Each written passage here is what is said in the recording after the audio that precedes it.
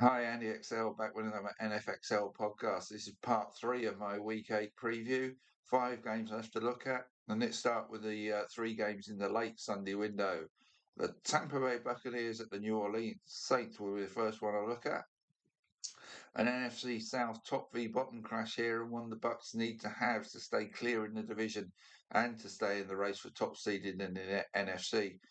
For the Saints, who are now 1-6 and bottom of the NFC, the rest of the season is about finding ways to turn themselves from a team able to compete in every game to a team that can win games. But the Bucks are going to have to win this one without Mike Evans, Chris Godwin, and Bucky Irving. Evans looks set to be out probably for the rest of the season, certainly most of the regular season, with a broken collarbone. So now is the time for the Bucks to step up from their mid-ranking against the pass and top 12 against the run defensively. Defense needs to take them here. They were able to keep the Lions scoring in check last week, so should be able to do likewise against the Saints, providing Vita Vea's foot injury does not keep him out of this game, which wouldn't help if he was missing, but he's expected to play, I think. Um, Against the Saints offense, ranked 24th for both pass and run offense, they should be capable of doing so, leaving Baker Mayfield, Emeka Egbuka, and Rashid White to do enough to put points on the board. Although the Bucks have had issues with pass receiving running backs this season, so Alvin Kamara could be a danger to them here. Coffee. The Saints have given up plenty of yardage to opposing running backs, so Rashad White could be the latest to benefit against them. Red zone efficiency is going to be key, as it is in many games, but even more so here. Neither rank highly in this regard in 2025. And this looks close enough, potentially, given the Bucks' injury issues, for field goal kicking to be important. Now, there's good news for the Bucks there. Blake Grupe is 14 of 20 and just 4 of 10 beyond 40 yards, whereas Chase McLaughlin is 14 of 18 and 8 of 11 beyond 40 yards. So there's a clear edge for McLaughlin and the Bucks there. And even if it's close, I think that'll be enough for the Bucks to get the win, 23-17. Dallas Cowboys at Denver Broncos. Jerry Jones' Wild West Circus rides into Denver off the back of a big win over the Commanders in Week 7. That win put them above Washington into second in the NFC East and up to 10th in the conference standings. But as with all teams playing catch-up, they have to keep winning to stay in the race. The Broncos defense continues to play well throughout games and keep them in it until the offense turns up in the fourth quarter. That's happened a couple of times recently, stretching the truth a bit about the now AFC West leading 5-2 Broncos. But like I say, it feels that way recently. In week 5, after scoring a solitary field goal all game, they got 18 points in the final quarter to take down the Eagles. In week 6 in London, the offense basically never turned up, even in the fourth quarter as they won ugly against the Jets. But in week 7, they took it to new levels, going scoreless for the first 3 quarters before a 33-point final quarter to edge past the Giants. They will surely not be able to pull off that sort of act against the Cowboys' high-scoring offense. Their offense has to turn up early and be more consistent if they are to win and keep their lead in the division. This really is offense v defense, as the Cowboys ranked third for pass offense v the Broncos' fourth ranked pass defense, and that should be a great matchup. 10th for rush offense v the Broncos' eighth ranked run defense, another great matchup.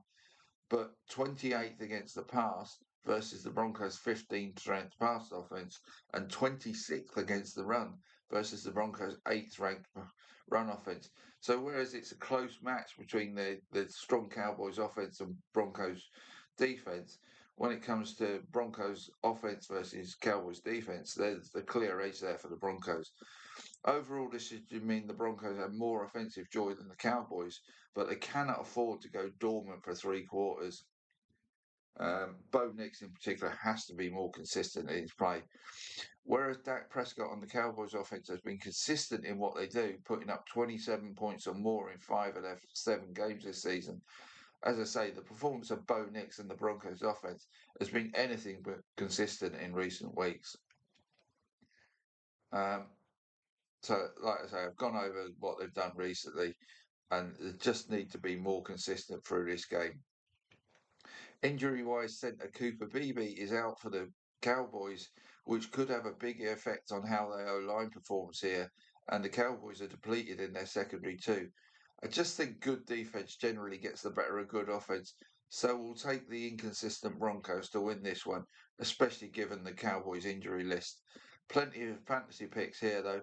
Bo Nix, I'll take him because I think Cortland Sutton and Troy Franklin might have good games for the Broncos, and Nix is going to be the one providing them with the passes. George Pickens and Brandon Aubrey for the Cowboys. And I'm going to take the Broncos to win this by 30 to 23. Right, Tennessee Titans at the Indianapolis Colts. Is this going to be a Colts rout or is it a track game? The Colts were once again hugely impressive in their victory over the Chargers in LA last week. They're now two games clear atop the AFC South and a game clear in the conference standings.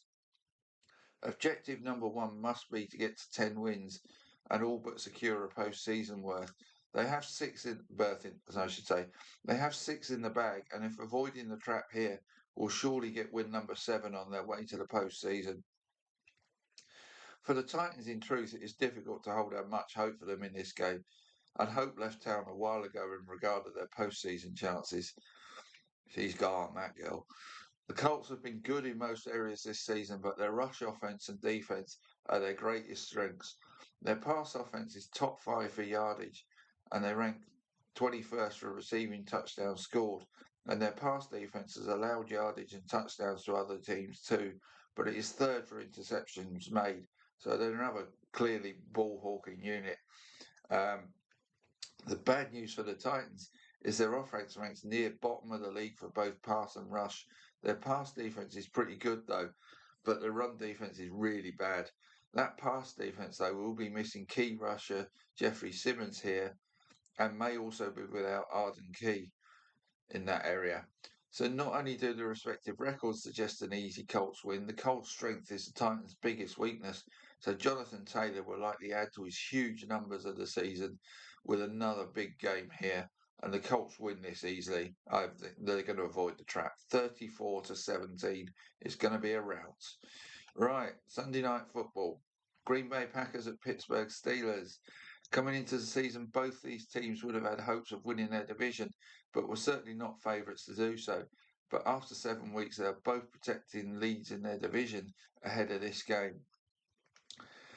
The Packers will come out of this week. The Packers will come out of this week extending their lead with a win, or letting the Lions pull level with them whilst on their bye week if they lose here. The Steelers hold a game and a half lead over the Bengals, but were the Bengals favoured to beat the Jets earlier, that lead could shrink to half a game if they lost this one.